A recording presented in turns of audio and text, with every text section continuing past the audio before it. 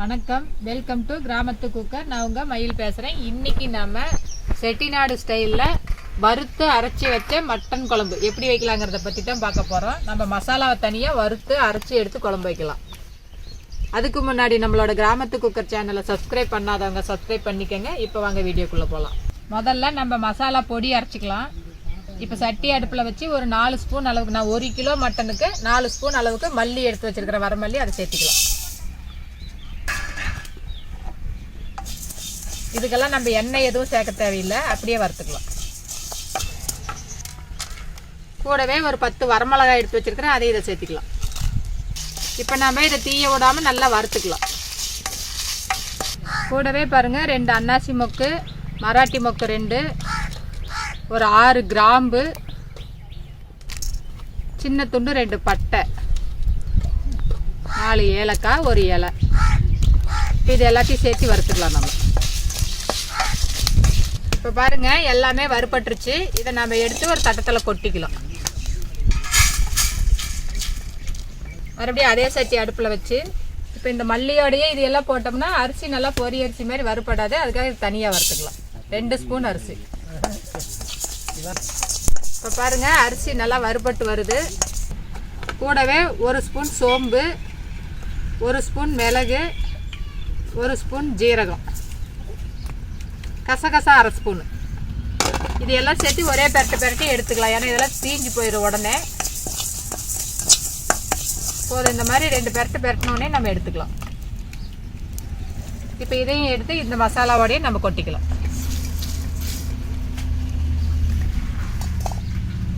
இப்போ பாருங்க, அதே சட்டி அடுப்பில் வச்சு ஒரு 1/4 கிலோ அளவுக்கு சின்ன வெங்காயத்தை உரிச்சு இந்த மாதிரி கழுவிட்டு எடுத்து வச்சிருக்கிறேன். இப்போ இதை சேர்த்து வதக்கிக்கலாம்.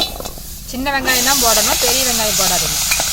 இது வணங்குறதுக்கு தேவையான அளவுக்கு நல்லெண்ணெய் ஊற்றிக்கலாம். இது செக்கில் ஆட்டின நல்லெண்ணெய் சேர்த்திக்கோங்க, அதுதான் குழம்புக்கு சூப்பராக இருக்கும். வெங்காயம் நல்லா கண்ணாடி மாதிரி வணங்கி வரட்டும், அது வரைக்கும் நல்லா வணக்கிக்கலாம். இப்போ பாருங்கள், வெங்காயம் நல்லா வணங்கிட்டு இருக்குது. இப்போ இந்த சமயத்தில் ஒரே ஒரு தக்காளி மட்டும் சேர்த்திக்கலாம். தக்காளி சேர்த்து நல்லா வணங்கி வரட்டும். இப்போ பாருங்கள், இந்த வெங்காயத்தோடவே ஒரு கருவேப்பிலை, ஒரு 4-5 கொத்து கருவேப்பிலை உருவி இதோட சேர்த்து வறுத்துக்கலாம். கருவேப்பிலை இந்த மாதிரி வணக்கி ஆட்டும் போது அதோட மனம் குழம்புக்கு ரொம்ப சூப்பராக இருக்கும். எப்போ கறி குழம்பு வச்சிங்கனாலும் நீங்கள் இந்த மாதிரி கருவேப்பிலையும் வெங்காயத்தோட சேர்த்து வணக்கிக்கங்க. இப்போ பாருங்கள், வெங்காயம் நல்லா வணங்கிருச்சு. நான் வந்து ஒரு 1/2 மூடி தேங்காய் எடுத்து இந்த மாதிரி அறுத்து வச்சுருக்கிறேன். நீங்கள் துருவி கூட வச்சுக்கோங்க. இப்போ அதையும் சேர்த்து நல்லா வணக்கிக்கலாம். இப்போ பாருங்கள், தேங்காயை சேர்த்து 1 நிமிஷம் இந்த மாதிரி வணக்கி விட்டோம்னா போதும், ரொம்ப நேரம் வணங்கணுங்கிறது இல்லை. இப்போ பாருங்கள், வெங்காயம் நல்லா வணங்கி வந்துட்டு தக்காளி போட்டது எல்லாமே பாருங்கள் நல்லா வணங்கிருச்சு. இந்த அளவுக்கு வணக்கிட்டு நம்ம இறக்கி வச்சுக்கலாம். இப்போ இது அப்படியே நல்லா ஆறட்டும். அதுக்கப்புறம் நம்ம ஒரு ஜாரில் சேர்த்து அரைச்சிக்கலாம். இப்போ நம்ம வணக்கி வச்ச இந்த வெங்காயம் மசாலாலாம் நல்லா ஆறி வரட்டும். அதுக்குள்ளார நம்ம எடுத்து வச்ச இந்த கறியை கழுவி எடுத்து வச்சுக்கலாம். நான் வந்து 1 கிலோ அளவுக்கு வெள்ளாட்டு கறி இந்த மாதிரி எடுத்து வச்சுருக்கிறேன், வாங்கிட்டு வந்து. இதை நம்ம கழுவிக்கலாம் ஒரு தரம்.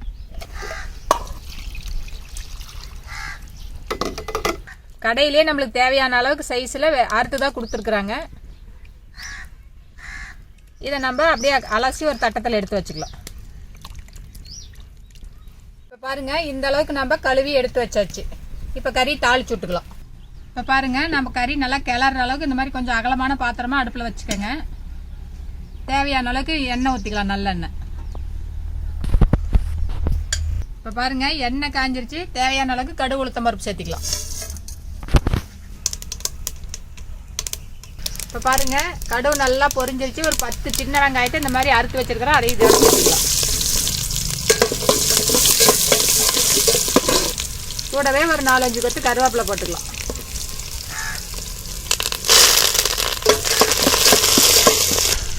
இப்போ பாருங்கள், நான் ஒரு 3 கட்டி பூண்டு, கொஞ்சம் இஞ்சி எடுத்து இது மாதிரி பேஸ்ட்டாக அரைச்சி வச்சுருக்கிறேன். இதில் வந்து இது ஒரு 3 ஸ்பூன் சேர்த்திக்கலாம். இஞ்சி பூண்டு எப்பயுமே எண்ணெயில் நல்லா வணக்கிட்டு அதுக்கப்புறம் தான் நம்ம கறி சேர்த்துணும். அதனால் இஞ்சி பூண்டு எண்ணெயிலே எடுத்து சேர்த்துக்கணும். இஞ்சி பூண்டோட பச்சை வாசனை போகிற வரைக்கும் இந்த மாதிரி வணக்கிக்கலாம். இப்போ பாருங்கள், இஞ்சி பூண்டு நல்லா வணங்கிருச்சு. இப்போ நம்ம கழுவி எடுத்து வச்சுருக்கிற இந்த மட்டன் இதோட சேர்த்துக்கலாம்.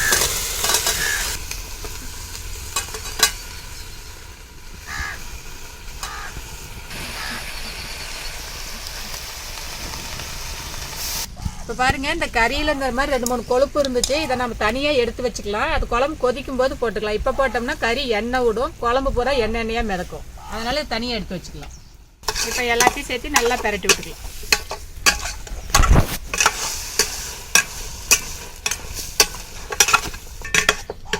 இப்போ பாருங்கள், இந்த கறி நல்லா வணங்கி வர்றதுக்கு நம்ம உப்பு போட்டுக்கலாம். கறியிலேயே உப்பு போட்டால் மட்டும்தான் கறிக்கு நல்லா உப்பு உரைக்கும். இல்லைன்னா கறி சல்லுன்னு இருக்கும், குழம்புல மட்டும்தான் உப்பு இருக்கும். அதனால் எப்பயுமே இப்படி கறியிலேயே போட்டு பரட்டிக்கங்க. கறி நல்லா தண்ணி விடும். இந்த மாதிரி உப்பு போட்டோம்னா அதில் இருக்கிற தண்ணி பூரா வந்து நல்லா சுண்டி வந்துடணும். அதுக்கப்புறம் தான் நம்ம மசாலா ஊற்றணும். அதனால் முதல்ல இப்படி நம்ம வணக்கி விட்டுறலாம். அதுக்கப்புறமா நம்ம மசாலா அரைச்சோம்னா கரெக்டாக இருக்கும். இப்போ பாருங்கள், நம்ம உப்பு போட்ட உடனே தண்ணி விட்டு வருது பாருங்கள். கறியிலேருந்து நம்ம வெறும் கறி தான் போட்டால் அங்கே பாருங்கள் தண்ணி நிற்கிது. இன்னும் ஒரு 2 நிமிஷம் வெந்துச்சுன்னா இன்னும் நல்லா தண்ணி வரும். அந்த தண்ணி ஃபுல்லாக சுண்டுற வரைக்கும் கறி மட்டுமே நம்ம வணக்கணும். இப்போ பாருங்கள், இந்த கறி நல்லா தண்ணி சுண்டி வரட்டும். அது வரைக்கும் மூடி வைக்கலாம். கறி வணங்கிட்டே இருக்கட்டும். அதுக்குள்ளார நம்ம இந்த வறுத்து வச்ச மசாலாவெல்லாம் அரைச்சிக்கிட்டு வந்துடலாம். முதல்ல இதை மட்டும் போட்டு ஃபஸ்ட்டு பொடி பண்ணி எடுத்துக்கலாம், தண்ணி ஊற்றாமல். அதுக்கப்புறம் நம்ம வெங்காயத்தோட சேர்த்து தண்ணி ஊற்றி நல்லா பேஸ்ட்டாக அரைச்சிக்கலாம். நான் அரைச்சிக்கிட்டு வந்து உங்ககிட்ட காட்டுறேன். நான் நல்லா நைஸாக அரைச்சிட்டு வந்துட்டேன். இந்த அளவுக்கு நம்ம அரைச்சிக்கலாம். இப்போ இந்த குழம்புக்கு தேவையான அளவுக்கு மஞ்சத்தூள் சேர்த்திக்கலாம். இப்போ இந்த மசாலாவுக்கு நம்ம குழம்பு எவ்வளோ தேவையோ அந்த அளவுக்கு தண்ணி ஊற்றி நம்ம கரைச்சிக்கலாம். இது நான் ஜார்லேயே கொஞ்சம் தண்ணி ஊற்றி கரைக்கிறேன். உங்களுக்கு எவ்வளோ தண்ணி தேவையோ குழம்பு அந்த அளவுக்கு நீங்கள் தண்ணி ஊற்றிக்கங்க.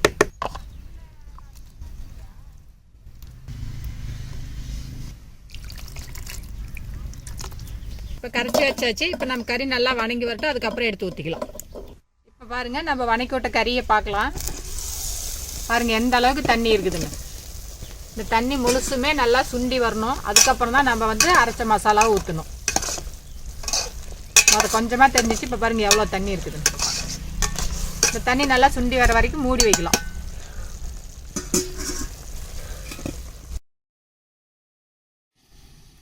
பாருங்கள், கறி நல்லா வணங்கிடுச்சான்னு பார்க்கலாம்.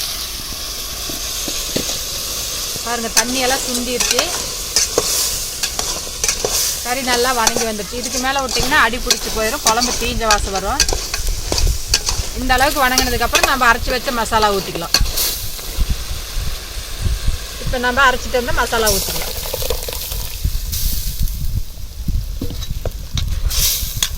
இப்போ நம்மளுக்கு எவ்வளோ குழம்பு தேவையோ அந்த அளவுக்கு நம்ம தண்ணி சேர்த்து நல்லா வேக வைக்கலாம். இப்போ நம்ம இதில் இன்னும் கொஞ்சம் தண்ணி ஊற்றி கரைச்சி இதில் சேர்த்திக்கிற குழம்புக்கு. அப்போ தான் கறி நல்லா வெந்து வரும். இப்போ பாருங்கள், எல்லாத்தையும் சேர்த்து நல்லா கலந்து விட்டுக்கலாம். உங்களுக்கு குழம்பு எந்த அளவுக்கு திக்காக வேணுமோ நீங்கள் அதுக்கு தகுந்த மாதிரி தண்ணி சேர்த்துக்கங்க. இப்போ இது நல்லா ஒரு 20 நிமிஷம் வேகணும். அப்போ தான் கறி நல்லா வெந்து வரும். அது வரைக்கும் நம்ம மூடி வைக்கலாம்.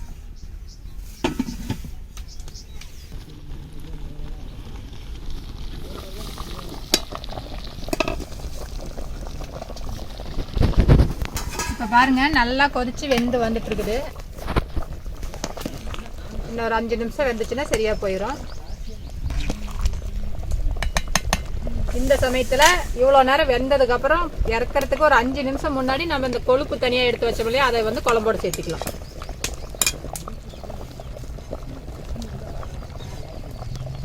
இப்போ ஒரு 15 நிமிஷம் ஆயிருக்குது. இன்னொரு 5 நிமிஷம் விட்டோம்னா 20 நிமிஷம் வேகணும். அப்போ தான் கறி நல்லா வெந்து வரும்.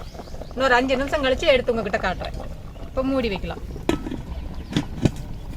இப்போ பாருங்கள், 5 நிமிஷம் ஆயிடுச்சு. குழம்பு பாருங்கள் நல்லா வெந்து வந்துருச்சு. இப்போ பாருங்கள், கறியும் நல்லா வெந்து வந்துருச்சு, குழம்பும் நல்லா கெட்டியாகி வந்துருச்சு. இப்போ நம்ம மேலாக கொத்தமல்லி தழை தூவி இறக்கிக்கலாம்.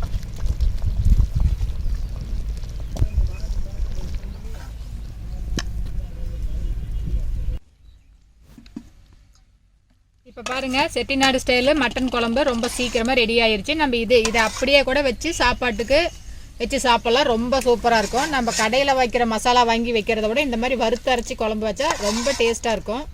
உடம்புக்கும் ரொம்ப நல்லது. இது அப்படியாவும் சாப்பிட்டுக்கலாம். நம்ம தனியாக பகுதி மட்டனை எடுத்து நான் உங்களுக்கு வறுத்து காட்டுறேன் எப்படி வறுக்கிறதுன்னு. அந்த மாதிரி நம்ம வறுத்துக்கிட்டால் இன்னும் டேஸ்ட்டாக இருக்கும்.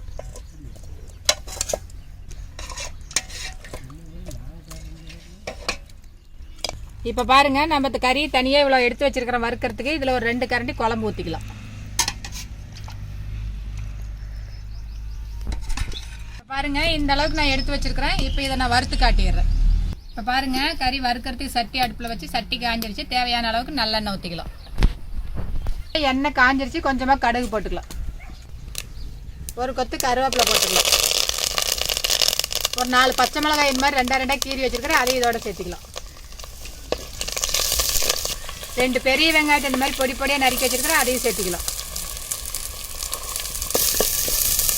இப்போ எல்லாத்தையும் சேர்த்து நல்லா வணக்கிக்கலாம்.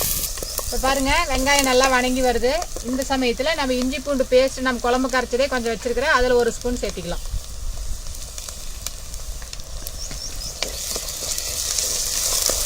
இஞ்சி பூண்டோட பச்சை வாசனை போகிற வரைக்கும் வணக்கலாம். இப்போ பாருங்கள், எல்லாம் நல்லா வணங்கிருச்சு. இப்போ நம்ம இந்த எடுத்து வச்ச கறியை இதோட சேர்த்துக்கலாம்.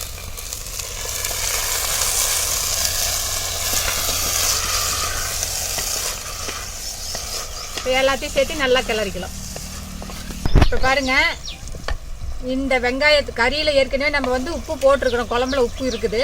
வெங்காயம் சேர்த்துனதுனால கொஞ்சம் உப்பு கம்மியாக இருக்கும். அதுக்காக அந்த வெங்காயம் கிரேவிக்கு மட்டும் ஆகிற மாதிரி கொஞ்சமாக தூள் உப்பு சேர்த்திக்கோங்க. கல் உப்பு போடாதீங்க, கரையாது.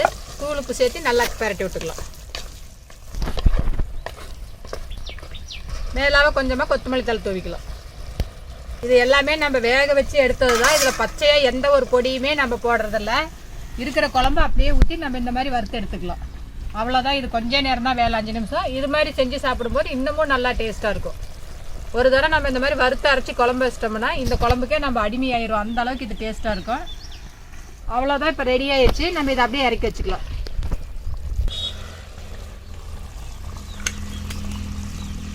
இப்போ பாருங்கள், ஒரு அரை மணி நேரத்துலேயே செட்டிநாடு ஸ்டைலில் குழம்பும் ரெடி ஆயிடுச்சு, கறி வறுவலும் ரெடி ஆயிடுச்சு. செய்யறது ஈஸி, சாப்பிடவும் ரொம்ப டேஸ்ட்டாக இருக்கும். நீங்களும் இந்த மாதிரி செஞ்சு பாருங்கள். செஞ்சு பார்த்துட்டு எப்படி இருக்குதுன்னு உங்கள் கமெண்ட்ஸை சொல்லுங்கள். நன்றி, வணக்கம்.